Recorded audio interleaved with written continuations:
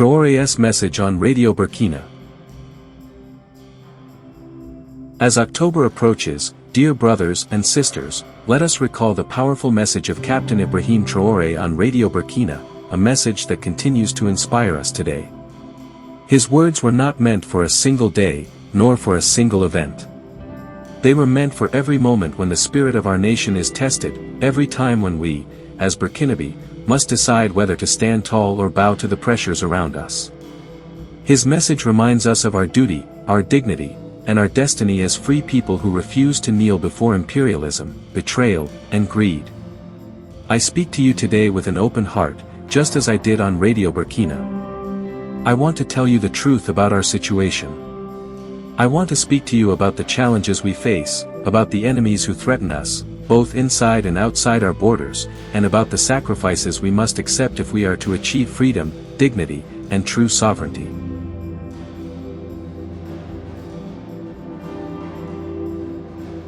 Choosing the hard road. I am a young man, and like every young person, I could have chosen a different life. I could have lived quietly, beneath the shade of a mango tree, eating some albo with my friends, enjoying the small joys of youth, letting life pass without heavy burdens. But I made a different choice. I chose to give up my youth. I chose to forget myself, to forget personal happiness, and dedicate my life entirely to this country. I accepted the weight of this responsibility. Leadership is not about comfort or ease. Leadership is about sacrifice, about placing the needs of the nation above your own desires, above your own dreams. When we took power, there was no guarantee of success. Failure was possible. But by the grace of God, we succeeded in giving our people a vision. We succeeded in explaining our mission. We succeeded in imprinting our dream upon this land. We are walking a road few dare to tread, and it is not an easy one.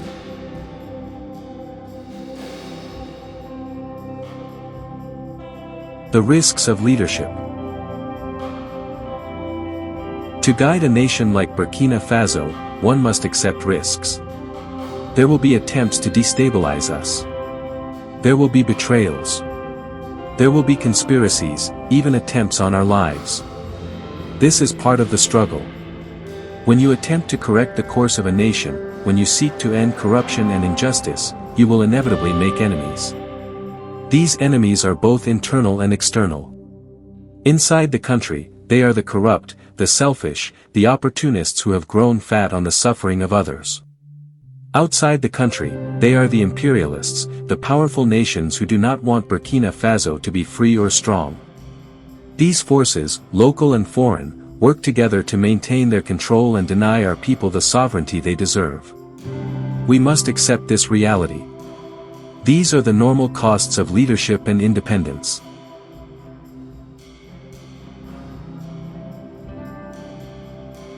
The internal enemies.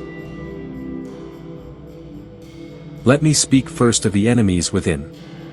For many years, Burkina Faso was ruled by corruption, inequality, and mismanagement.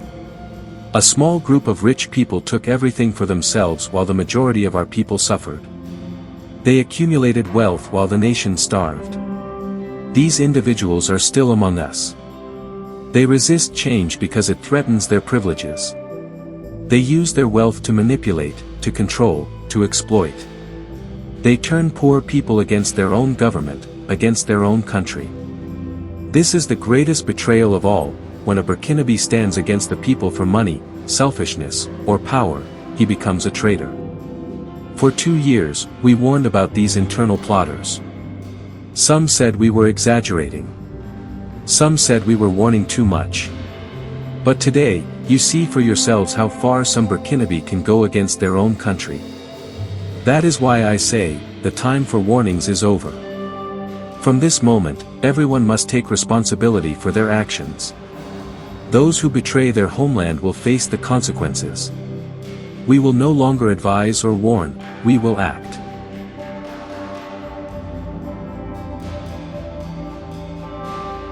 The external enemies. The internal enemies are not alone. They have strong allies outside our borders. For centuries, Africa has lived under imperialism. Our resources have been stolen. Our people exploited. Our future sold for pennies. Today, the same powers continue their mission. They speak of democracy, but support coups when it serves them. They speak of human rights, but ignore hunger and suffering. They speak of peace, but arm terrorists and spread chaos. Imperialism and capitalism walk hand in hand. Local elites serve as puppets, growing rich by selling out their own people while foreign powers drain our gold, our cotton, and our land. This is the system we are fighting. Because we fight it, many nations now see Burkina Faso as an enemy. They cannot accept that a small African nation dares to say, no, they cannot accept our dream of sovereignty.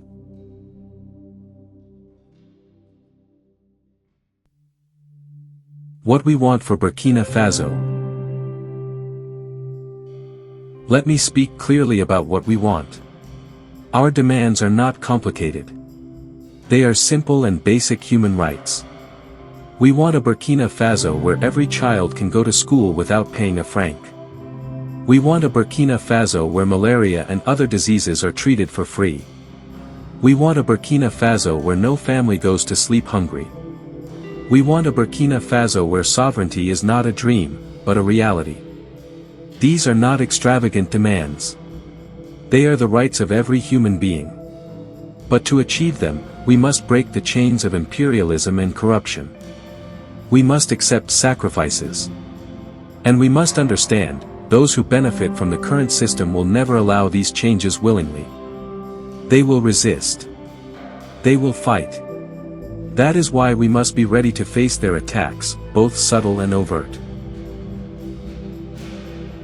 Crackdowns are necessary. When we correct our nation, we must act with firmness. Crackdowns are not cruelty, they are necessity. If we allow corruption to continue, it spreads like a disease. If we allow traitors to grow unchecked, they will destroy the homeland. If we allow imperialists to manipulate our own people against us, then we are finished. Yes, there will be crackdowns. But let no one be deceived, freedom is not free. Independence is not given. It must be fought for. It must be defended. And we are ready to defend it with courage, with unity, and with conviction.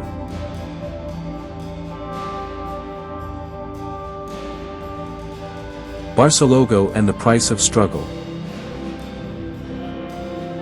I must speak of Barcelogo. Some of you know the story. In June 2022, I took great risks, defied orders, and sacrificed much to defend Barcelogo. I knew that if it fell, the consequences would be heavy. Today, enemies targeted Barcelogo again. Why? Because it is connected to me. They hope to weaken me by attacking a place tied to my history. But targeting Barcelogo will not weaken me. It will remind me of the sacrifices already made. It will strengthen my resolve. I thank all those who supported us in defending it. Together, we will not allow our enemies to win.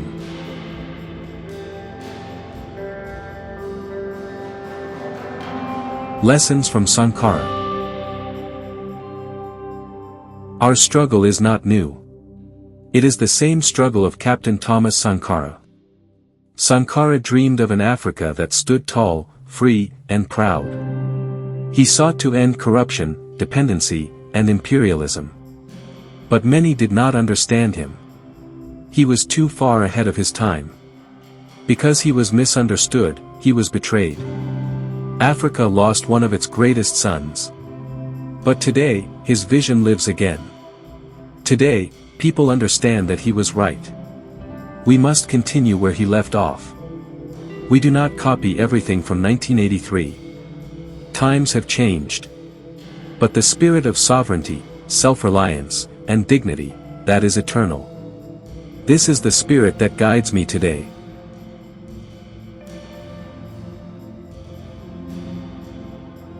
Patriotic Days. That is why we launched the Patriotic Days, starting on October 2nd. These days are not just for celebration, they are for awakening. They remind us that sovereignty is not only the work of the president or the army. It is the duty of every citizen. Every man, woman, and child must feel responsible for the homeland. Only then will we have the strength to stand against imperialism. Only then will we win.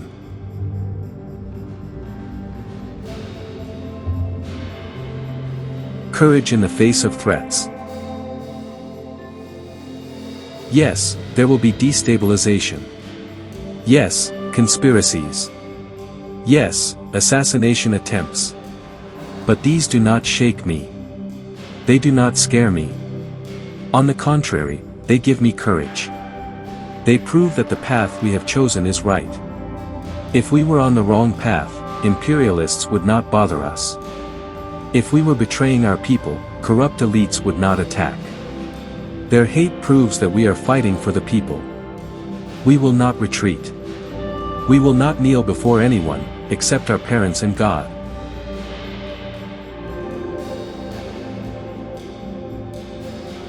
The struggle continues. My people, let us not be fooled.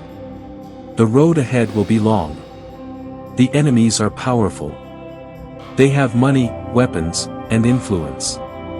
But they lack one thing, the spirit of the people. We, the people of Burkina Faso, have something greater than money or weapons. We have unity. We have courage. We have faith. And with these, we will overcome. As a soldier and as your president, I can tell you that the moral of our troops is high. I see it every day in their eyes, in their discipline, in the way they face challenges without fear. They are well equipped, trained, and ready, not for personal gain, but for the love of our homeland. I feel their dedication as I walk among them, and it fills me with courage. These men and women are prepared to make the greatest sacrifices to protect Burkina Faso, to defend our families, our children, our land, and our freedom. Their courage is not just strength, it is the heart of our nation beating in every soldier.